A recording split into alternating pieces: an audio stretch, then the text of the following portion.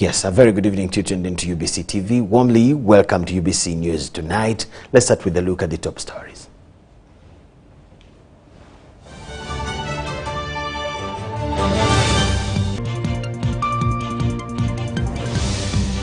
Scholars welcome the appointment of Dr. Micheal Ego, Governor of Bank of Uganda.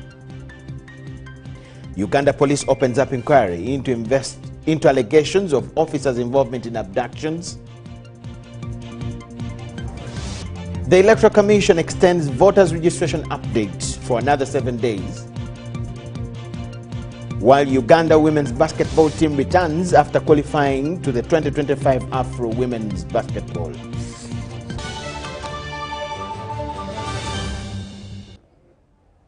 It's UBC News Tonight. My name is Micheal Lukomwa with Elizabeth Nakakoni. We welcome you so much, and let's start right away with what we have for you this evening. President Yoweri Kaguta Museveni has met an Austria-based delegation at State House in Entebbe to discuss Uganda's carbon removal potential. The delegation was led by Olivia Mugabe, a Ugandan investment advisor, alongside former Consul General Karl Wipfler, His Excellency Elizabeth Kostner, former Austrian Minister of Environment and Agriculture, and Jacob Zenz and Paul Zimmervoll, the founders of the Econetics. President Museveni welcomed the Austrian entrepreneurs and encouraged them to explore investment opportunities in Uganda.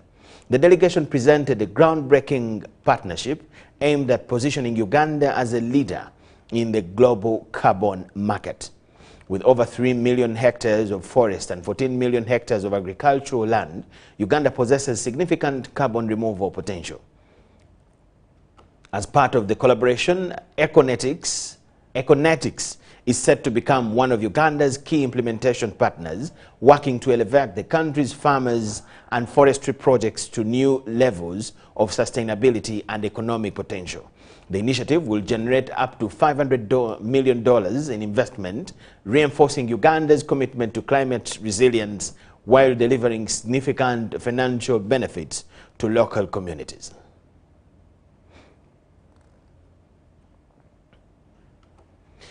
The appointment of Dr. Micheal Ego as the substantive governor of Bank of Uganda and seasoned economist Professor Augustus Niwagaba as the deputy governor has been welcomed by scholars. Dr. Fred Muhumuza, University Don at Makerere University Business School, who has worked closely with the two appointees, says that the appointment is timely given the current global economic strains. We have details to this.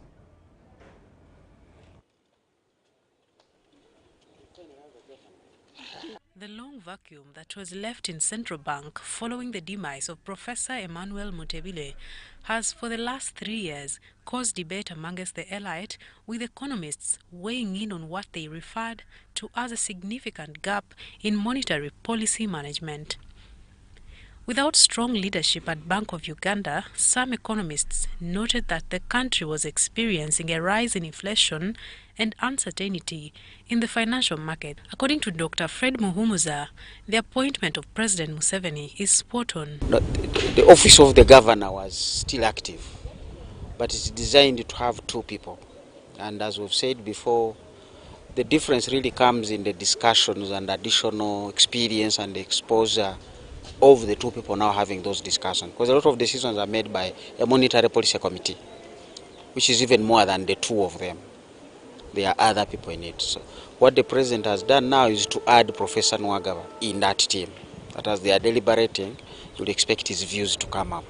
He adds that Dr. Atingi's extensive experience in economic policy and regulatory frameworks is a welcome change. His appointment is expected to stabilize the currency. Dr. Ego has been in the monetary space for as long as we've known him. As the Director of Research, Executive Director of Research, Deputy Governor, he has worked with the IMF, he has worked with the monetary economic policy, whatever instrument, an institution at MEFMI, which looks at the whole of this region. So when it comes to questions of monetary policy, he understands the space and he has been in it. Same thing with Professor Nwagaba, who has been in the development policy space for many years and decades.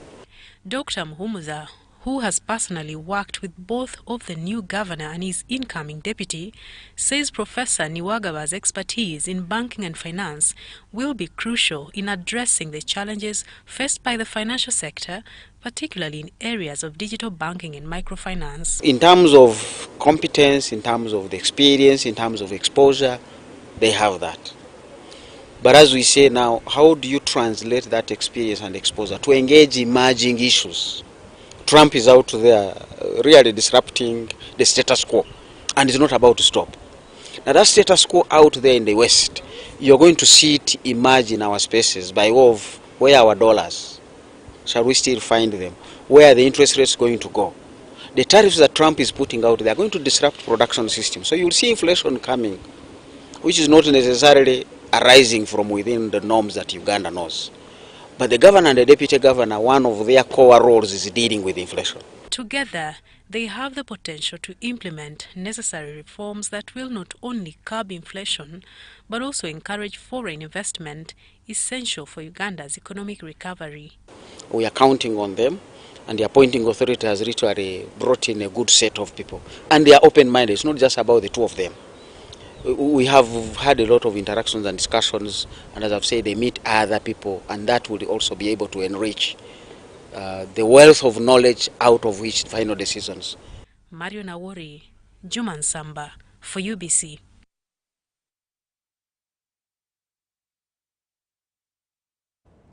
Yes, President Yoweri Museveni has appointed Dr. Micheal Ego as the new Governor Bank of Uganda, replacing the late Professor Emmanuel Mutemusimbe. He will be deputized by Professor Augustus Niwagaba. Welcome to the reading of the monetary policy statement. Micheal Ego is a Ugandan economist. On 10th February 2025, President Yoweri Museveni appointed him Governor of the Bank of Uganda. Micheal Ego formerly served as Deputy Governor of the Bank of Uganda, a position he assumed on August 3, 2020, when he replaced Louis Kasekende. Ego began his career at the Central Bank, eventually becoming the Executive Director of Research. He worked with International Monetary Fund as Deputy Director of the African Department in Washington, D.C. In September 2018, he was appointed Executive Director at the Macroeconomics and Financial Management Institute of Eastern and Southern Africa, Harare, Zimbabwe. He is credited with bringing regional and international experience to his role as Deputy Governor of the Bank of Uganda, contributing to the IMF's work on capacity development and modernizing monetary policy frameworks in developing countries.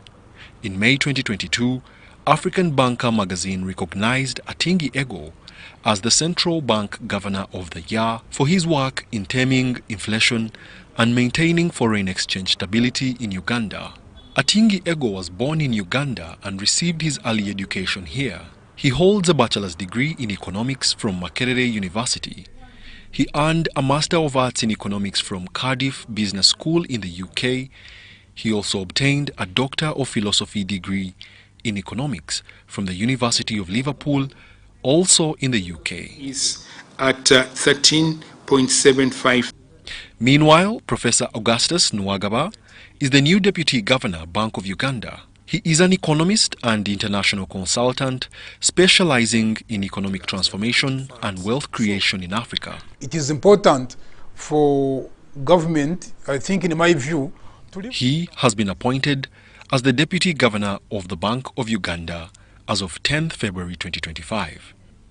Niwagaba has been a member of the teaching staff at Makerere University since the early 2000s. He is the managing consultant at Reeve Consult International Limited, a private consultancy firm in Uganda. He has consulted for international organizations including the World Bank, European Union, UNDP, USAID, DFID, UNFPA, DANIDA, SNV, IDRC, African governments, CSOs, and the private sector. Niwagaba has served as a consultant for the African Peer Review Mechanism under NEPAD and was a member of the African Regional Panel of Experts on Development. He was a member of the World Bank Consultative Group that developed the African Plan of Action and was the team leader for the FinScope Financial Penetration Project 2013. Nwagaba is also a wealth creation expert and has worked extensively in analyzing fiscal metrics for governments in Africa, reviewing financial performance and analyzing tax policies. Born in Kabale District, Western Uganda, in 1964, he attended Chigezi High School and later Makerere University, graduating in 1989. He holds a Master of Science degree from London School of Economics and a Doctor of Philosophy degree in Economics, Inclusive Growth and Poverty Eradication from Makerere University. Nwagaba also holds a Master of Business Administration degree from the Eastern and Southern African Management Institute, majoring in monetary policy and commercial bank competitiveness. Wadulo Arnold Mark, UBC News, in Kampala. Members of Parliament have expressed confidence on the appointment of Dr. Micheal Ego and Professor Augustus Nwagaba as Deputy and Governor, Bank of Uganda. Speaking to UBC, the MPs said that the appointments will contribute positively to monetary policy management and overall economic stability of the country. The appointment of a substantive governor and his deputy comes at a time of economic uncertainty, inflation concerns, and external financial pressures.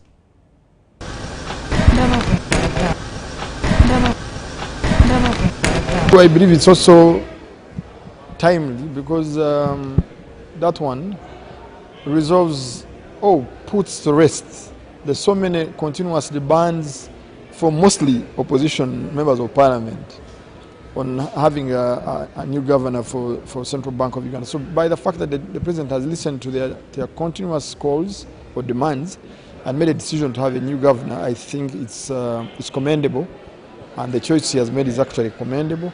So I wish the new governor the best of luck. It is something that we have been longing for all along. We even believe that all the messes that has been happening in Bank of Uganda is because we didn't have a governor that would competently handle everything, the operations of our bank. Nation. Of course, most of the times, the economies of countries, being a governor, you must put in too many considerations, because running a country and to be the aim of stabilizing the economy of the country, it's not an easy job. It's a tough job, and I wish them well. I wish them the well to take the mantle, but of course, with the governor who is appointed today, he has been tested. How many years now? Almost 2 to 3 years. I think he has shown his capability. It would have been unfair, really, to bring another person who have been there for 3 years and then bring another new person. Of mentorship, in terms of skills, even in terms of values. Mutebile was very hard. And if we can only pick that from him, he can be a very, very good governor.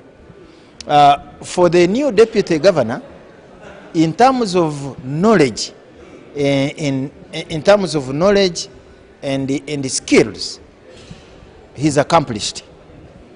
If I would be on the appointments committee, the only question I would put to him would be to test his values, what he stands for, his values, whether he will be able to be strong enough to stand the pressure of not printing money, the value of the shilling going down against other foreign currencies. They must make sure that we move up, because sometimes having too much money, when you compare it to foreign currency and you have nothing, that's useless. Members of Parliament there weighing in the appointment of the new governor and deputy for Bank of Uganda. Uganda Police has opened up a general file to inquire and investigate allegations of officers' involvement in abductions around the areas of Nakasozi Budo in Wakiso district. Police spokesperson Rusoke Kituma displayed video clips of purported residents of Budo accusing police of abducting people and coercing them to admit on serious crimes. The videos shared by police shows purported residents of Bodonakasos in Wakiso district alleging officers' misconduct. In the videos, people are calling out the public to be vigilant about the emerging abductions.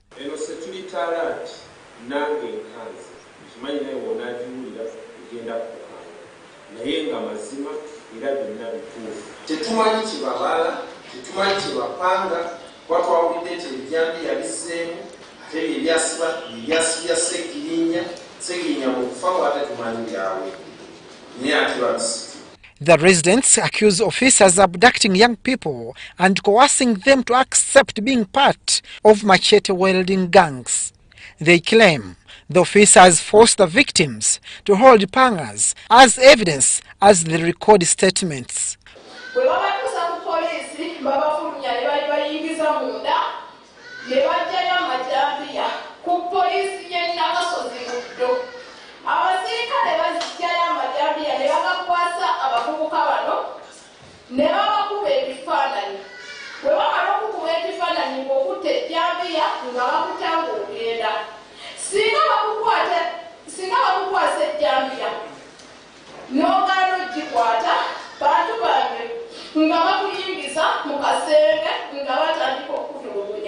Police have opened up a general file of inquiry and invited whoever has information on such allegations to help in investigations.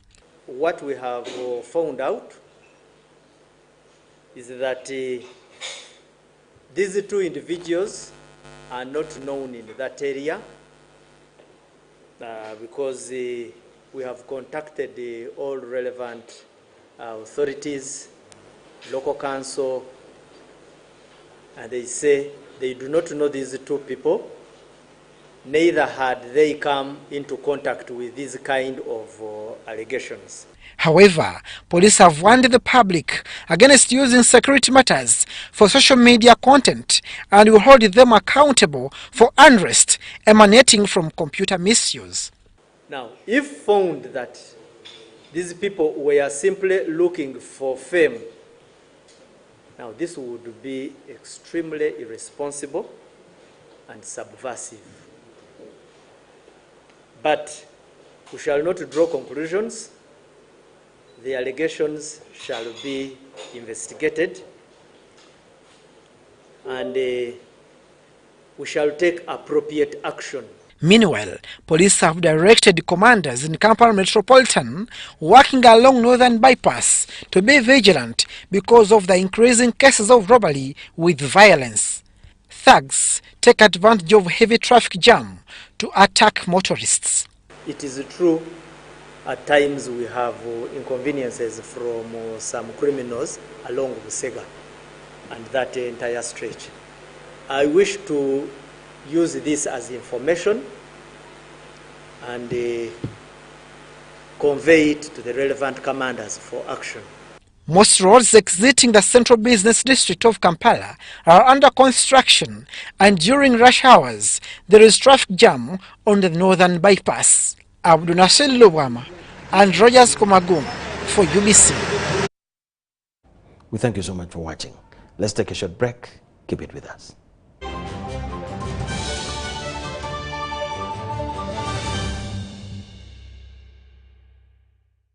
Here's your chance to win school fees for your child for a whole year. Just pay school fees using Momo. Abantu be Buloba mwena olwako olwaleero tuli wamwe wano ku St. Paul Kindergarten nga tukuze kukola ki tuze kuwa muzadde waffe eyawangudde school fees za mwaka mulamba. Kyeyakoze jokajoka yasasuza school fees we n'akozesa school pay bw'atyo n'awangula.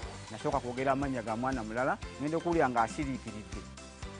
Nendoza twakinzemu si kituufu ne mugamba nyinawo abaana babiri kyava mbuza omulala y'ani ne mubuulira amannya ge n'angamba oyo oli muwanguzi waffe ne MTN Momo wawangudde school fees gwe muwanguzi wa wiiki eno. Dial *165 *80 hash. Select option 2 for school pay. Select option 1 to pay school fees. Enter the student number and amount and approve the transaction. You are now entered a draw to win school fees for your child for a whole year. Step into a world of excellence, comfort and pride with Royal Foam Furniture, crafted to perfection right here in Uganda. We bring you state-of-the-art living room furniture and bedding products at affordable prices. Our wide variety of mattresses include orthopedic, pillow top, spring mattresses suitable for institutions like hotels, and many others for home comfort. With every piece telling a story of royal excellence, our products are built with the highest quality materials made to last. Experience royalty with Royal Foam Furniture, proudly made in Uganda, so buy Uganda and build Uganda.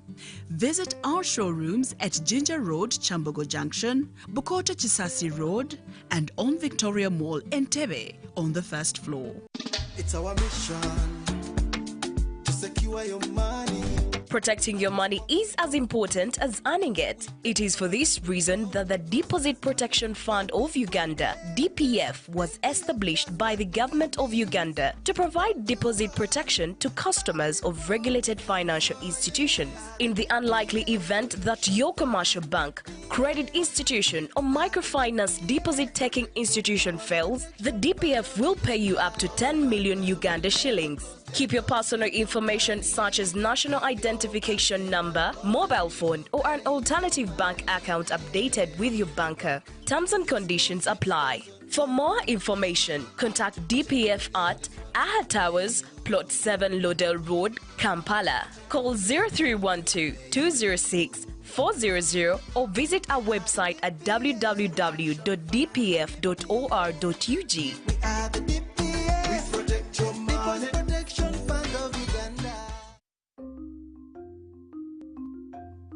Agriculture is Uganda's economic backbone, employing about 70% of the working population and contributing 20% of the GDP.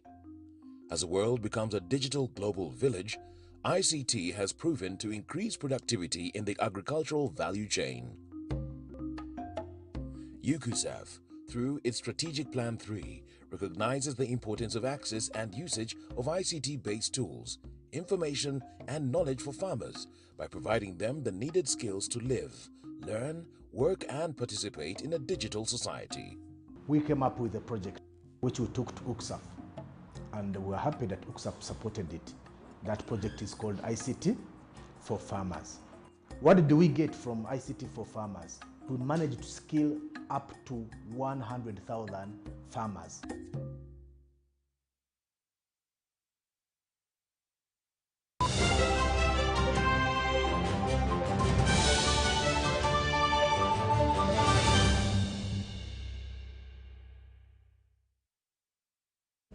Thank you so much for watching Business News Tonight. Entebbe International Airport restricts used electronics, such as televisions and computers, for travelers passing through the airport. The 2009 Finance Act identified the electronic items to cause cancer. New rules raised the allowable limit for passenger baggage from $500, about 1.8 million, to $2,000, about 7.2 million shillings for passengers.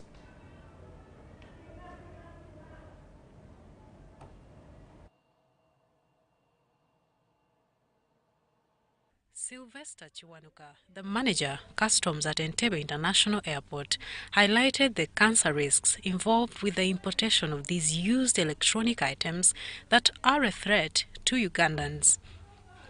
Only travelers in possession of electronics in a space less than a year are allowed entry with their items. People, we are getting a lot of cancer cases. We're on the increase, and as the Republic of Uganda, there was a deliberate effort that was done. And in the Finance Act 2009, it banned the importation of used computers. And currently, the biggest challenge, yes, we are facing is mainly on non-government organizations, okay? People that are running charity organizations who are getting these items donated to them, okay? To support the good work that they're actually doing. However, when it comes to health, you cannot compromise the health, okay? So if you are running an NGO, we are kindly requesting that take note of those items. The used computers, laptops, and monitors are not allowed in the country since the year 2009. However, I also need to clarify this when we talk about, yes, I have traveled outside, I've gone for a conference, I'm returning home. I have moved with my laptop, okay, for use in that conference. Yes, when you come back, such items are not taxed. Travelers passing through international airport with personal luggage exceeding the $2,000 worth are cautioned. That was done was on the value of goods. Over time, yes, the Act had talked about $500. And when you talk about $500 from the year 2004 to now, it's almost obsolete. So as the East African community, we saw it fit that we amend the Act and increase the threshold to $2,000. Now the current value that is allowed for passenger is $2,000. It is important to note that the importation of illicit substances such as shisha into Uganda is prohibited. However, cigarettes importation is allowed, but to a limit of 250 grams. The law also goes ahead and exempts cigarettes, people who smoke the cigarettes when you travel and you have come with it tobacco. The law allows a maximum of 250 grams. That is what is allowed, beyond which you pay for the balance. In 2024, Entebbe International Airport registered over 2 million travelers and about 3 million are expected this year. Mario Nawori and Stephen Kalisia for UBC.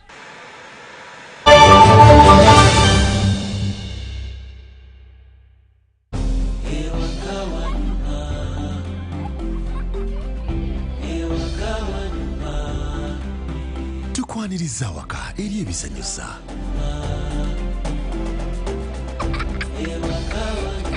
Eri Wi-Fi buli wamu.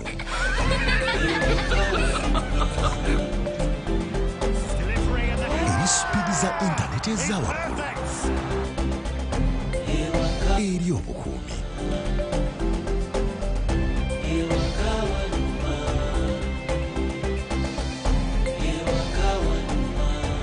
Eri obuyambi obuli mu ddaala erisooka. Eri okwanguyirizibwa. Tukwaniriza waka eri MTN Wakanet, internet ensukulumu eri buli maka. Kyalira www.mtn.co.ug/wakanet. Tukwaniriza waka nga tuli wamu tewali kitulema. What's your plan for Valentine's? And no, don't say the farm stuff. All right, but just hear me out. What if I told you that I can grow you something better than roses? Better than roses? Okay, I want to hear this. You're actually making Valentine's a farming expo. No, I'm turning it into our future. Oh, thank you. But this, I agree, love. Agree, love. This Valentine's, forget the cliches. Grow something real at the Harvest Money Expo, February 14th to 16th at Nambole Stadium. Learn innovative ways to boost your produce, adopt more efficient methods, and gain access to new markets. Tickets are just 10,000 shillings per day, with training sessions also at 10,000 shillings each. Government of Uganda presents Post Buses in Uganda, operated by Posta Uganda. We specialize in professional transport, courier and vehicle hire services across Uganda. Our routes include Kampala Masaka Mbarara Kabale Chisoro, Kampala Mukono Jinja Mbale via Tirinyi Road Soroti Lira, and Kampala Luwero Kamudini Gulu Kitgum. Our main offices are located at the Post Office Head Office on Kampala Road, with booking services services available at counters 23 and 24 at the General Post Office. You can also book at designated district post offices along our routes. For inquiries or bookings, please contact us on 0751 684 184. Posta Uganda. We deliver trust.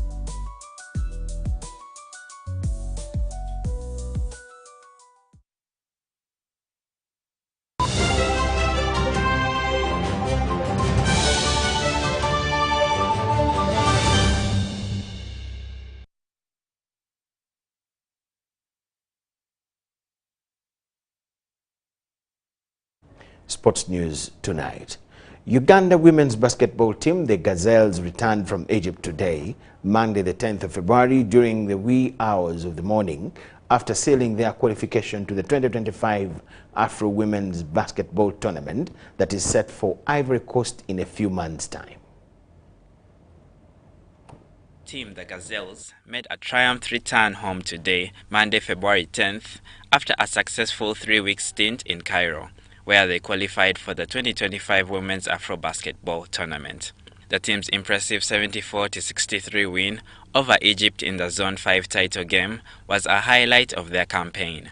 Led by Captain Jen Asinde, who delivered a game-high 19 points, 12 rebounds and 5 assists, the Gazelles showcased their resilience and tactical discipline throughout the tournament. Asinde's standout performance earned her the Most Valuable Player award at the Zone 5 qualifiers. Coming back home with this trophy right here, I think that is one of the most fulfilling moments, and also being able to play with my teammates that I played with in high school, just being able to grow together and now playing for the national team. So I feel like beating Egypt, I don't know the last time Uganda was able to beat or win against Egypt. So it's just a satisfying moment that we're able to do that and do it at their place. The team's victory marks Uganda's 4th appearance at the Women's Afrobasket, with their previous appearances being in 1997, 2015 and 2023. The Gazelles are now setting their sights on the 2025 Women's Afrobasket in Ivory Coast, scheduled for July and August later this year, where they hope to build on their success. Well, I think it starts with how we're going to prepare ourselves for that level. It's quite tough, like we experienced recently in 2023, and we have an idea of the things that we want to do better this time around. But of course, most importantly, we want to finish much higher than we did the last time. We felt like we were close last time and we came up short, but this time we're looking at least going a step further into the semi-finals at least. Because right now I think we're quite tired and focused on getting some rest, and I think maybe going into next week we'll start planning ahead. Of course, it starts with us being able to make sure that the players that we need are available, and then eventually probably going to camp a couple of weeks to the tournament. Yeah, I think that's where it all starts, but right now we want to get some rest. We're going to go meet difficult teams, so we need to put in a lot of work, and we need to correct on the mistakes that we had and just work. Upon their arrival at Entebbe International Airport, Captain Asinde and head coach Nicholas Atohereza expressed their gratitude to their fans and sponsors BetPower for their unwavering support. I think that is one of the things that Uganda needs to invest more in maybe female basketball, even just sports in general, because it does motivate us a lot. It motivated the girls to keep pushing. You're looking for that win to get that bonus, so we really do appreciate BetPower for sponsoring the Gazelles. Mashamira Victor, UBC News.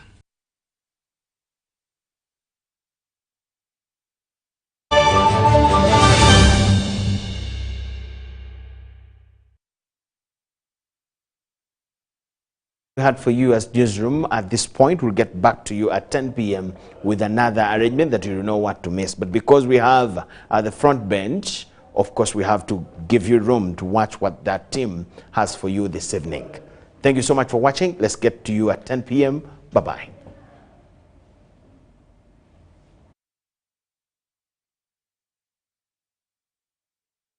And to you, our dear viewer, thank you very much indeed for watching us. Well, let me first take you down memory lane. In 1967, that is about 58 years down the road, 3 founding countries of the East African community did sign an agreement That was an East African Community Treaty that was signed, or an East African Cooperation Treaty that was signed between Uganda, Tanzania, and Kenya.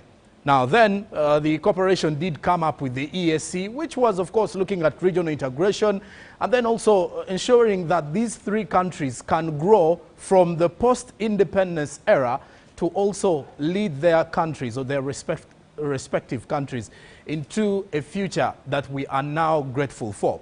But well, in 1977, that's just about 10 years after 1967, this EAC was dissolved following a little bit of political disagreements and a little bit of the disagreements amongst the three member states, the political tensions that were around within the region at the time.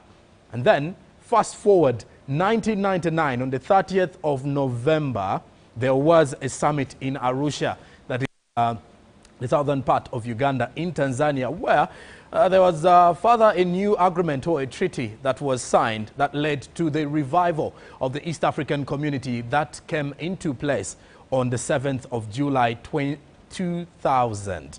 Now, if you're to do some quick math, we are celebrating 25 years of the East African Community revival. Why am I giving you that for a background? To you, our dear viewer, our conversations tonight are going to be around the Ministry of the East African Community Affairs. Now, we are looking at the role of Uganda in East African integration, but then furthermore building the conversation on our role as a country in the East African community growth and development. So join us at the front as we get into these discussions, as the East African community is celebrating 25 years since its revival. It is best for us as a country to also look back and see what ways can we, play, what roles can we put up front as a country to ensure that East Africa's integration is not a myth, nor is it something to be discussed on paper. Join us at the front. I have two of my guests this evening who are joining me in this conversation, and you, our dear viewer, can be part of it. First, allow me introduce the Permanent Secretary of the Ministry of East African Community, Mrs. Edith Mwanje. A very good evening. PS, thank you for joining us. You're welcome. Thank you very much for inviting us here. All right. My name is Edith Mwanje, Permanent Secretary in the Ministry of East African Community Affairs. I bring you greetings from my minister, the First Deputy Prime Minister, and the Minister of ES Affairs. All right. And indeed, the greetings in forward. Now, away from that, we also have the Commissioner of Political Affairs, Dr. Andrew Musime, who joins us at the bench. A very good evening, Doctor. Thank you very much for joining us. Yeah, good evening, viewers. Thank you very much. My name is Dr. Musime Andrew, Commissioner of Political Affairs from the Ministry of East African Community. Thank you very much for hosting us this evening.